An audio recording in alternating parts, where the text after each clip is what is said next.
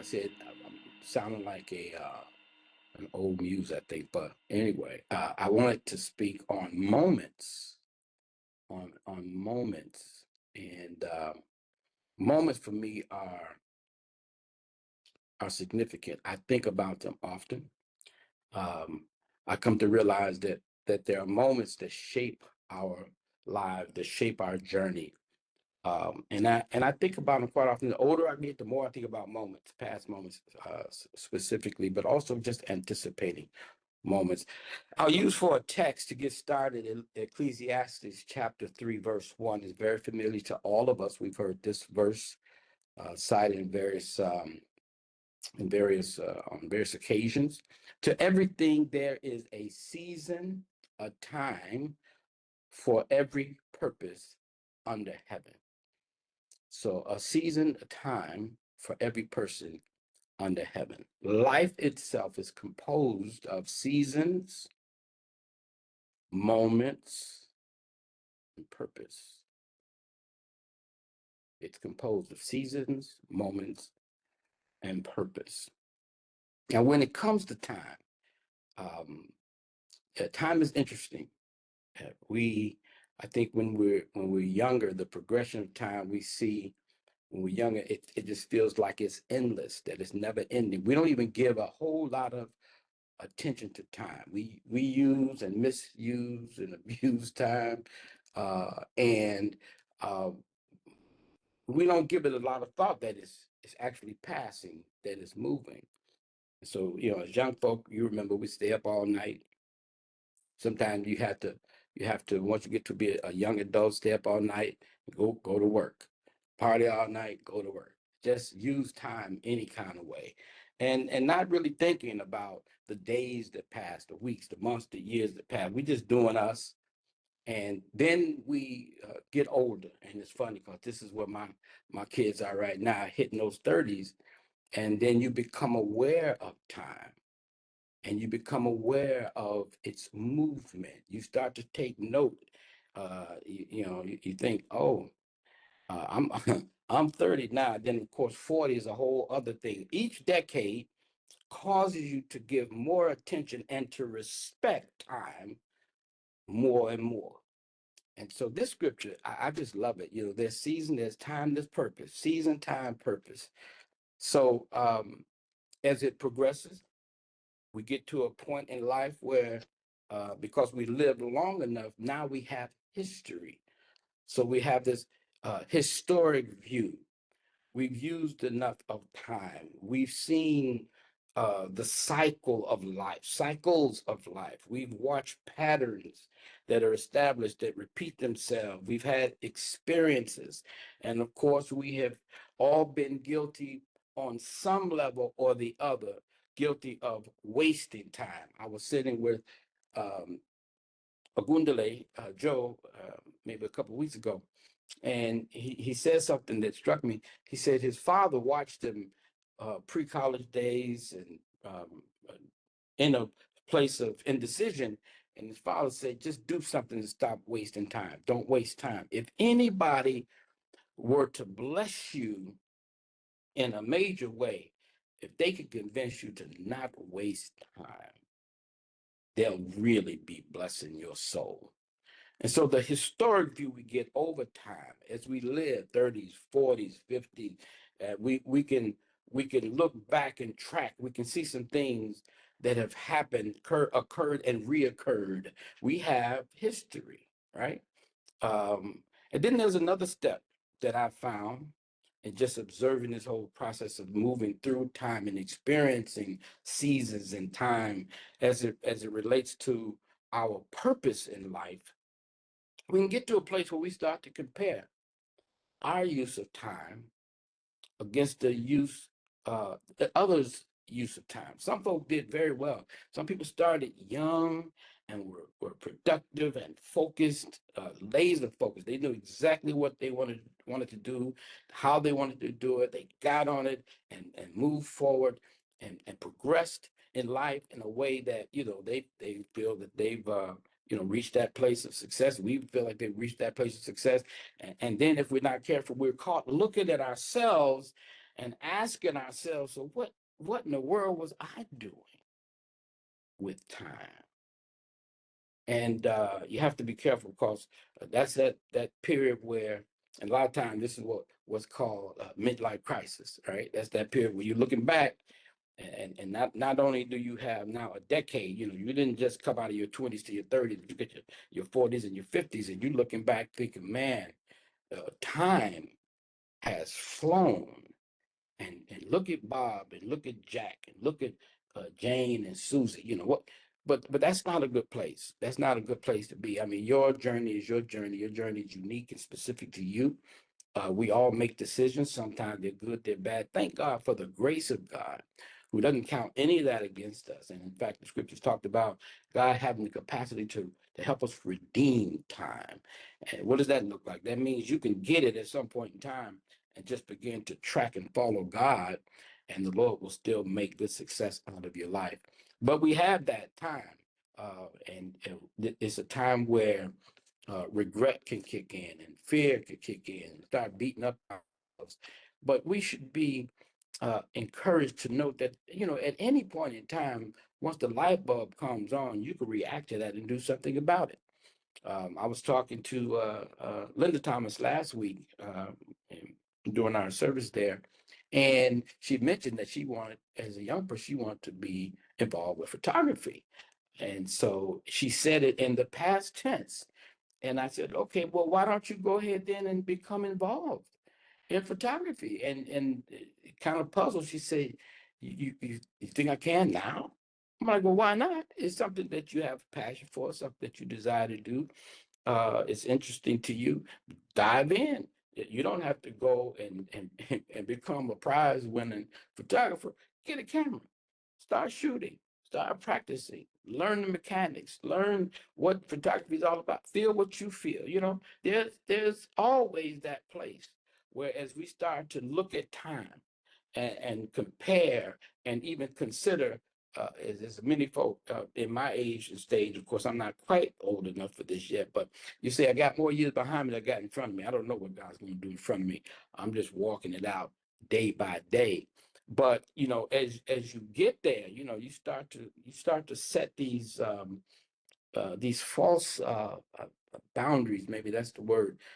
And then don't realize that you can start some stuff now.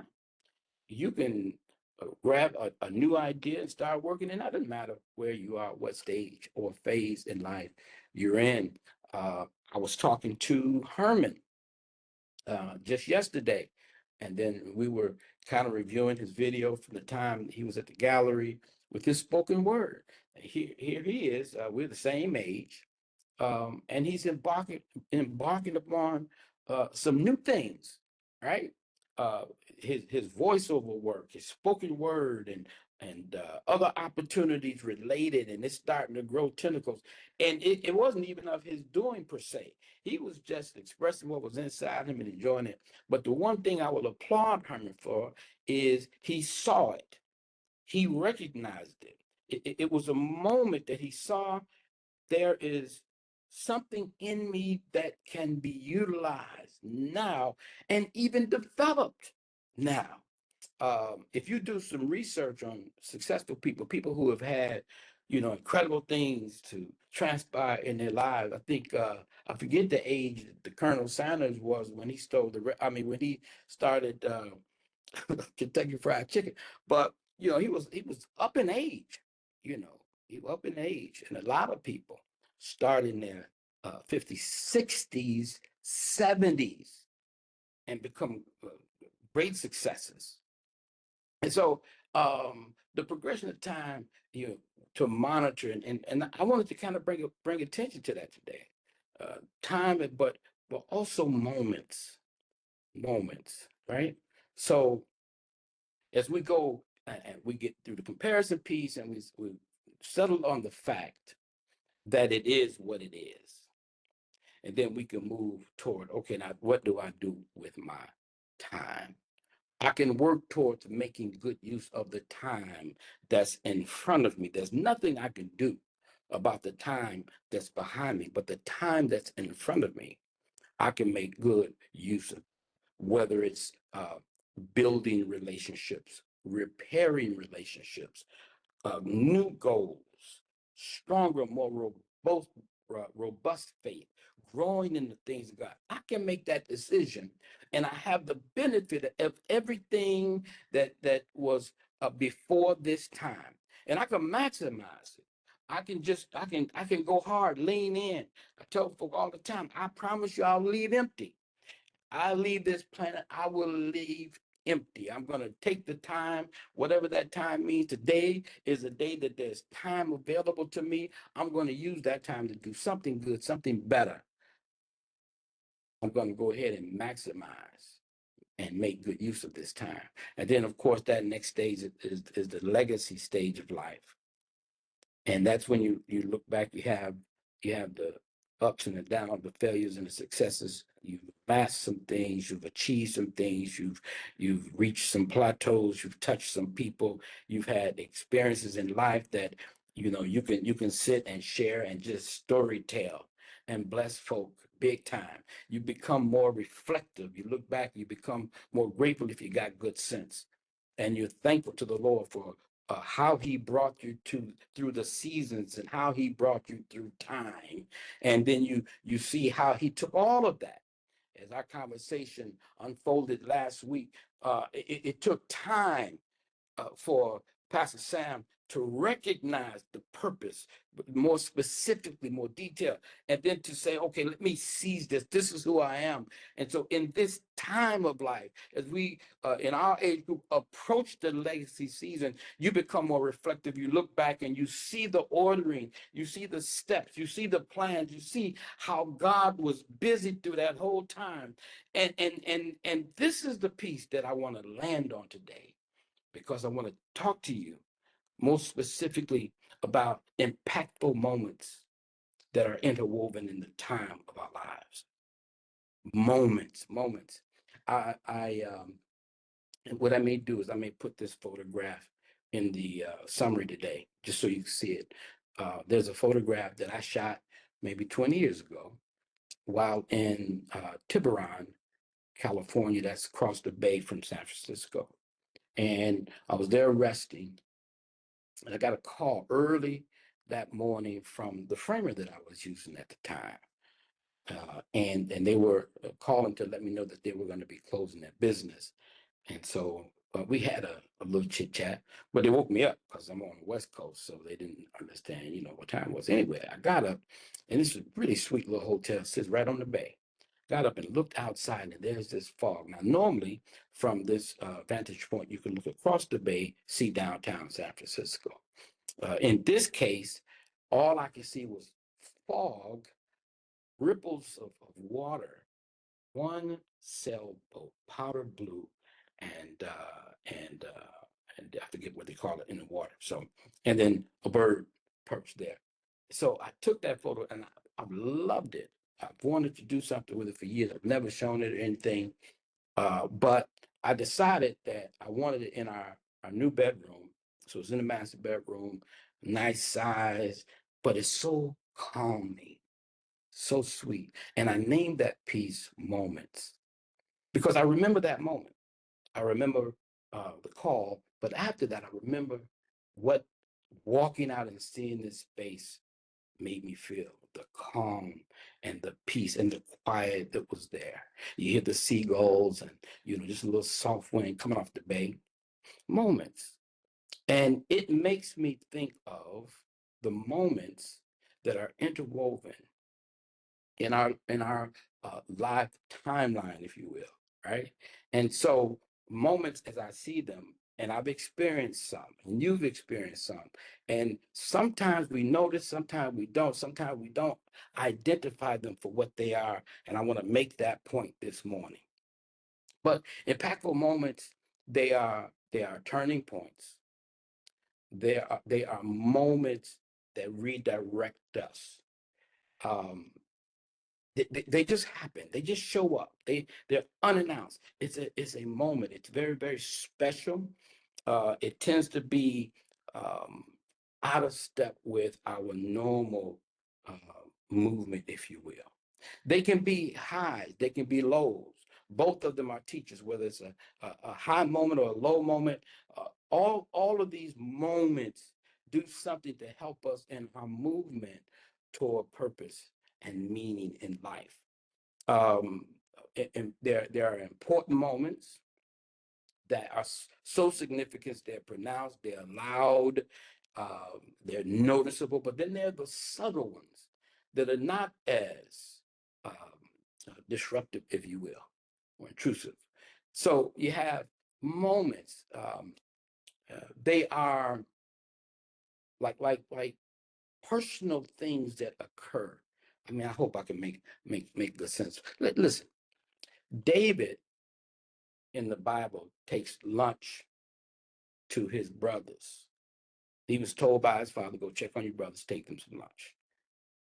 In that moment, David encounters Goliath.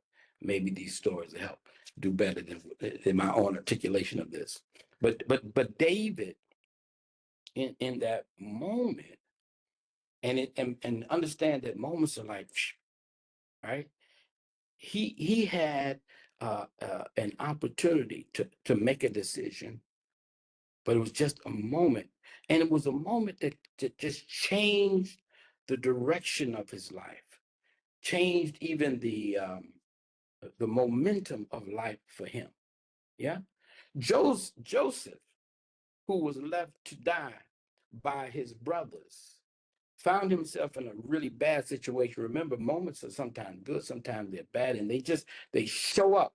And when they show up, I mean, there's been nothing to prepare you for that moment that's coming. And there's nothing that gives you a hint of what's going to happen after the moment. It's a moment. And we all have these moments interwoven in life. You have your own.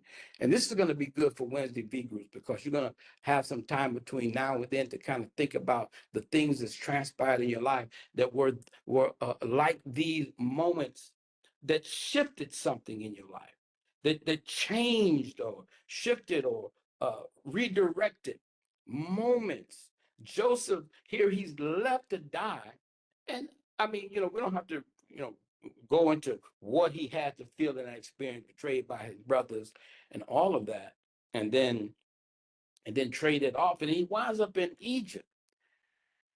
And again, in Egypt, away from home, away from familiarity, here's something of a moment that, hey, didn't see this coming. And now I'm in this moment. What do I do with the moment? God only knows how this man processed all of this. But at the end of the day, we saw the hand of God in this moment, and this moment that shifted even history for him and the nation. The widow that Elijah asked to give him, something to eat. Here, I talked about the fact that some of these are powerful and significant, and moments that are incredible, like both David and Joseph's story. But this is a simple moment for the widow who's in a situation, and then this man comes and in a moment asks her to do something. She had a choice to make. She decided to go ahead and give, and it blessed her life for the rest of her life. We all have moments. Sometimes we know, and sometimes we don't know.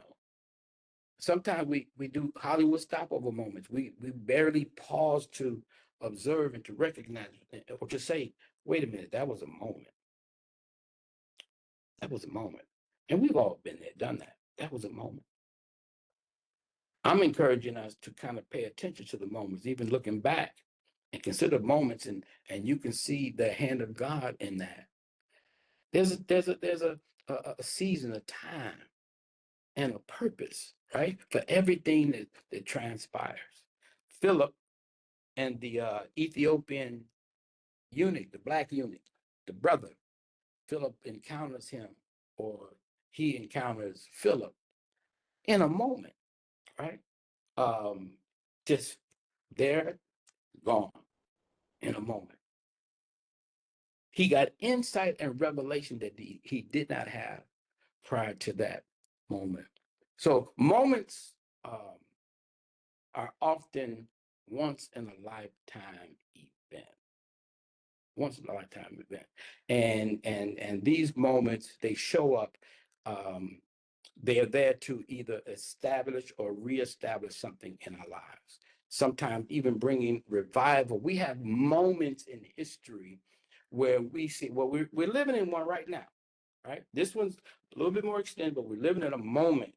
This is a moment that will wind up in history books. People will be able to read about it and see this dramatic shift. We just experienced a moment, if you will, with the pandemic where life will never be the same again. We experienced a moment with 9/11 where life will never be the same again after these moments. So we all have moments. These are significant global moments that we are identifying, but there are some personal moments. There are some things that have transpired in our own life that were moments that changed our lives. Now, all moments are not meant to fix anything, and all moments are not negative.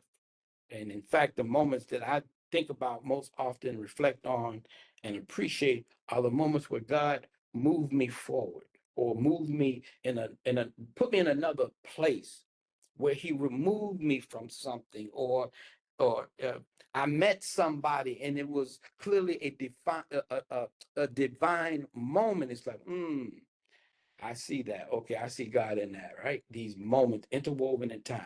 We got the natural progression of things. And we talked about that, from being young and dumb and thinking life time would never end for us. We just go and then we get to that place of legacy. In between those, there are these significant moments. I just want to recognize them, acknowledge them. And so for us who are down the road a bit, this is good to reflect on and to consider, okay, what's going to happen going forward and what am I going to do with the moments? How am I going to respond to them? For those of you who are younger, 20s, 30s, younger, got teenagers online too, you can look forward and anticipate moments. And moments are similar to opportunity and nature in that they show up unannounced. If you weren't ready, you don't get benefit from that opportunity, right? They often look different. They don't look like what you may have considered an opportunity to be. Moments don't always, they're not so defined that you can identify sometime until after it's over. But if you can anticipate that and you can look to seize the opportunity to come with moments, it'll bless your life. Throughout the history of the church, there have been moments. And I mentioned the fact that moments sometimes come to establish or reestablish something. One thing that God is famous for is maintaining an edge on truth. Maintain an edge on truth. And the way that rolls out for us is there are different emphasis on different aspects of the gospel as history progresses. Over the years, there have been different revivals. You can talk to a Bishop Kirby or a Dan Rhodes or one of those guys. I think even Bishop Colbert. These are guys that they like the history and they have all of that stuff in their head. But I can tell you, there have been revivals, and typically the revivals are to emphasize or re-emphasize or to establish or to reestablish some dimension of truth. We had a season of life where the Holy Spirit was strongly emphasized. That's God saying, here's a moment for me to remind you and bring you up to speed, a moment to cause you to lean into that truth, because that truth is of value too. Then we went through a moment of word churches there. It was like you got to know the word, and they emphasize word, emphasize faith on the word. And it's a moment that God uses to bring us back to some certain truths, to revive, to establish or reestablish something in us. Moments. We don't give much thought to moments. They come and go. They don't linger. And if we are listening, these moments in life will speak to us. And they're extraordinarily powerful as historic references for our own lives. And of course, having children and now grandchildren for us, you just think about all that you would like to pour in to give them historic reference so that they can see how God initiated moments or things happened in life that changed the direction, the trajectory, the whole composition of our family and how we do life. Just incredible. Uh, I think I said it again, I'm just so blessed that Joy and Michael decided to put both my name, grandfather, and my father's name, great grandfather, on my grandson. I don't have any sons. And so here we have generations that can learn stories just based on the name on that child that could go 2, 3 generations down and hopefully carry it on from there. The point is that there's a moment in time, it just occurred, where this child is born and the possibility of conversations being had for generations to come regarding the man of God to serve God's people. The musician great grandfather who around the world performed, and some of the major people that he was associated with, all these rich things that can happen out of a moment in time. So I recognize these moments and I'm looking and listening and seeing what will these moments say? What do they say to me? What will they say for generations to come? So they're powerful as historic reference. I hope I didn't bore you all this morning. Again, I think it's like an old man muse, but it's something that I think needed to be said. And so I think for moments we should respect them. We should acknowledge them, recognize them for their value. Um, even the hard moments, all of them, respect them, draw strength from the moments, and then use these past experiences to serve God and serve mankind. But the whole point of a moment, and the point I wanted to make, is that time is finite and moments are meaningful. We only have so much time, but we have all these moments. And so why don't we ask the question, what did those moments mean? What are the moments that we're currently experiencing meaning? How are they speaking and informing our journey? And then now having this awareness, you can anticipate moments. You can look forward and look how God takes these moments, these exchanges, meeting people, doors opening, winding up in places you know you didn't put yourself there. Moments, brief encounters. Young lady came into the gallery yesterday, just a brief encounter. I told her, I love people. I love people. And if the only encounter we have is this one today, what I do know, believe, and embrace is that you're encountering me, a high caliber human being, will impact you for the rest of your life. You will be able to reflect back. It was a moment for her. It was a moment for me. So moments, hope I've made a point of it. Just look for them and look at the beauty of how God moves us through life and how our journey progresses as these moments are interwoven into the time of our lives. So that's all I have. I hope it blesses your soul today.